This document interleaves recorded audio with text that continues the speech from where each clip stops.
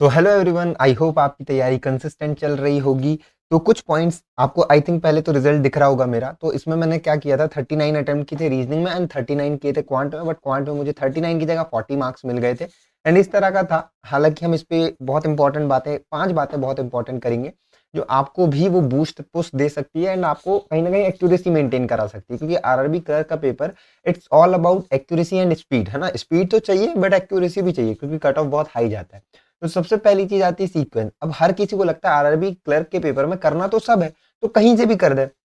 कुछ लोग उस स्ट्रैटेजी पे बहुत अच्छा करते हैं, बट पर्सनली जैसे मैं था या फिर काफी सारे स्टूडेंट है, उनके लिए मैं एक बात बता दूं। देखो, सीक्वेंस मैटर करता है क्वांट में और रीजनिंग में। जैसे कि अगर आप क्वांट में स्पीड मैथ्स करते हो पहले और बाद में अरिथमेटिक डीआई, आपको पता है यहाँ सीक्वेंस क्यों मैटर करता है, क्योंकि टाइम जो है ना वो अलग होता है। मतलब स्पीड मैथ्स आप बहुत जल्दी कर लेते हो, क्लर्क का पेपर 15 से 20 नंबर के स्पीड मैथ्स मिलते हैं, तो इसलिए सीक्वेंस मैटर करता है।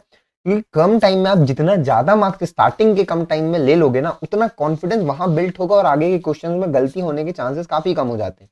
सिमिलर केसेस रीजनिंग में, आप मिसलिनियस में जितनी जल्दी आप हाथ अपना पकड़ोगे, मतलब अपना क्रैक करोगे, आपका जो मिसलिनियस है जितनी जल्दी वहां से मार्क्स बूस्ट करके लाओगे, उतनी ही जल्दी आप पजल पे पहुंचोगे। एंड पजल्स पे कॉन्फिडेंस की बहुत जरूरत है। उसी पे हम बात आएंगे थर्ड पॉइंट की हमारे।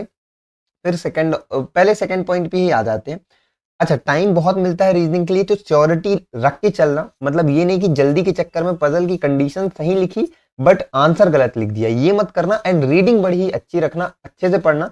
टाइम बहुत मिलता है, क्लर्क की पजल क्लर्क लेवल की बहुत ईजी होती है। बस प्रॉब्लम क्या होती है, कई बार रीडिंग सही होती है, कंडीशन सही होती है, बट ऑप्शंस में हम रीड गलत कर जाते हैं। तो रीडिंग सिर्फ क्वेश्चन पे सही नहीं रखना, सब पे रखना, ऑप्शन पे भी रखना, आराम से पढ़ना, अच्छे से पढ़ना एंड आंसर उस हिसाब से करना। कई बार क्या होता है, ध्यान से सुन लेना, पजल में कई बार क्या बोल देता है अल्फाबेटिकली, जैसे बॉक्स बेस्ड पजल है, बोल दिया ऊपर से नीचे अल्फा बेस्ड अगर आप रख लोगे अल्फाबेटिकल बेस्ड, तो कौन से की पोजीशन अनचेंज रहेगी। कई बार पूछ लेता है किसकी चेंज होगी, तो कई बार हम फ्लो में अनचेंज चेंज का वही पढ़ लेते हैं और एक कर देते हैं और वो गलत हो जाता है। कर सही रहे हैं, पजल सही बना रहे हैं, क्वेश्चन गलत कर दे रहे हैं, तो वहां श्योरिटी रखना, टाइम मिलता है।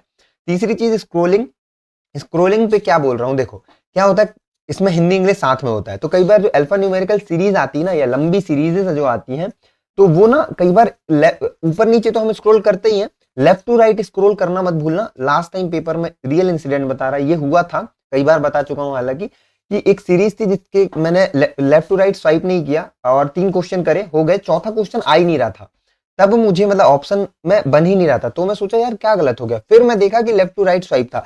हालांकि स्टार्टिंग के जो 3 में से 2 क्वेश्चन थे वो फिर भी सही थे, भले लेफ्ट टू राइट सीरीज मैंने नहीं देखा। बट ये चीज ध्यान रखना, कई बार इस चक्कर में ऐसा भी दे सकता है एग्जामिनर कि 5 के 5 क्वेश्चन हो रहे हैं, पूरे हो रहे हैं, वो तो मेरा नहीं हुआ, इसलिए मैं लेफ्ट टू राइट देखा कि कहाँ गलत है। बट कई बार फ्लो में निकल जाओगे, तो वो चीज ध्यान रखना। साथ में सिलोजिज्म इनइक्वालिटी में हम अब तक व्हाट इज फॉलो ही पूछते हैं, व्हाट इज राइट। कई बार उल्टा पूछ लेता है, what is not followed by this करके, या फिर क्या फॉलो नहीं कर रहा, क्या राइट नहीं है। तो वो ध्यान रखना, डायरेक्शन ध्यान से पढ़ लेना, टाइम पास के लिए नहीं, डायरेक्शन ध्यान से पढ़ना। फोर्थ चीज ब्लड रिलेशन। ब्लड रिलेशन से पंगे क्लर्क में भी लेना बहुत मुश्किल होता है, मतलब बहुत घातक होता है। ब्लड रिलेशन शुरू में नहीं उठाना और लास्ट में नहीं, उसको बीच में ही रखना, बीच में ही उठाना, ताकि अगर फंस जाओ तो कम से कम ऐसा रिग्रेट ना हो कि भाई बहुत टाइम चला गया और कुछ नहीं हुआ, या लास्ट में अगर इसको नहीं पकड़ता किसी और को कर लेता तो हो जाता। तो ब्लड रिलेशन को बीच में रखना है, रीडिंग ब्लड रिलेशन की अच्छे से करना, है ना, और पॉसिबिलिटी सारी चेक कर लेना। कई बार सीएनडी आंसर्स बहुत होते हैं ब्लड रिलेशन में, वो भी ध्यान रखना। फिफ्थ पॉइंट, क्वांट की नंबर सीरीज को ईगो पे मत लेना। अगर कोई नंबर सीरीज आती है और अगर एक आध नहीं बनती है तो आगे बढ़ जाना। Same goes with simplification. कई बार होता है अप्रोक्सीमेशन से सवाल आते हैं, कई बार ऑप्शंस बड़े क्लोज होते हैं, हम जल्दी जल्दी में टिक करके आगे बढ़ जाते हैं, वो गलती मत करना। मार्क फॉर रिव्यू करके भले आगे बढ़ जाओ, बाद में आके देख लेना, बट उस टाइम गलती मत करना। दूसरी चीज, आंसर्स में कई बार एज वाले, जैसे क्वेश्चन में राम मोहन दिया है एज और लास्ट में मोहन राम का रेशियो पूछ लिया, तो ऑप्शंस में जब भी रेशियो उल्टे दिखे, मतलब 9:10 है मान लो आपका आंसर, तो 9:10 और 10:9 दिखे, जब दोनों ही ऑप्शन हो रिवर्सेबल वाले, तो एक बार जरूर चेक कर लेना कि क्वेश्चन में पूछा क्या है। सेम गोज विथ आपका ये अपना क्वाड्रेटिक्स, एक्स और वाई का रिलेशन पूछता है, पर कई बार ऑप्शन में वाई और एक्स का दे देता है, पर आप वही याद रखते हो कि पहले एक्स आएगा, इस तरह से पहले एक्स आएगा फिर वाई आएगा, यही आप मान के चलते हो, पर कई बार इस तरह से भी पूछ लेता है, तो याद रखना, वहां पे गलती मत करना। और कुछ और हाँ, जैसे SICI के भी जो क्वेश्चंस आते हैं, जैसे बोल देता है कि अब इतने पैसे हैं, 2 पार्ट में डिवाइड करके इन्वेस्ट किया है। कई बार वो पूछ कुछ और लेता है, पार्ट नहीं पूछता, पार्ट से दुगना तिगुना पूछ लेता है। वो ध्यान से लास्ट के डायरेक्शंस पढ़ लेना। कुल मिला के रीडिंग अच्छी रखना है, स्पीड बढ़िया रखना है, सीक्वेंस मैटर करता है, स्क्रॉल करके देख लेना, डायरेक्शन पढ़ लेना, ब्लड रिलेशन से पंगे मत लेना। That's all about this paper. तो बस all the best. I hope आप लोग भी अच्छा करके आएंगे, 80 आउट ऑफ 80 करके आएंगे।